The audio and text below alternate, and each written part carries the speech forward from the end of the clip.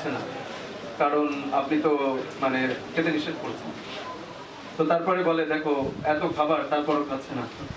তো আল্লাহ তাআলা নিজেও সম্মানিত মানে বোধ করেন যে না, আমি যে আশরাফুল মখলুকাত সৃষ্টি করেছি, সেই সৃষ্টি ঠিক আছে, তাদেরকে আমি যেভাবে বলেছি তারা ঠিক সেভাবেই চলছে।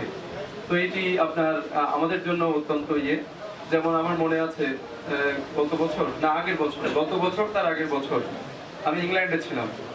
তো ওইখানে আপনার ইফতার এবং সেহরির বিষয়টা ছিল যে এরকম সময় পড়েছিল।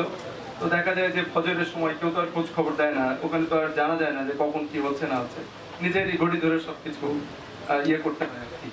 তো এটা আল্লাহ তাআলার অশেষ রহমত যে সেটা আসলে নিজের বিষয় আর কি, যে আল্লাহ তাআলা আমাদেরকে সকলকে সেই দিন যেন আমরা আমাদের মন প্রাণ সবকিছু পরিশুদ্ধ হয়, এবং পরিশুদ্ধ হয়ে আমরা এই মাহে রমজানের যে ফজিলত এবং এখান থেকে যে শিক্ষা, সেটি যেন নিয়ে আমরা আগামী 1 বছর, অ্যাকচুয়ালি 11 মাস যেন চলতে পারি। এটা আমি করি। আর আমি ধন্যবাদ জানাই আপনাদের সকলকে যে আপনারা এখানে উপস্থিত হয়েছেন। চমৎকার একটি পরিবেশ আমাদেরকে উপহার দেওয়ার জন্য আমি আবার ইয়ুথ ডেভেলপমেন্ট ফোরামকে ধন্যবাদ জানাই, এবং ধন্যবাদ জানাই যে আমাদের যারা বিশেষ অতিথি এবং গণ্যমান্য ব্যক্তি আপনারা যারা আছেন, সকলকে মাহে রমজানের শুভেচ্ছা।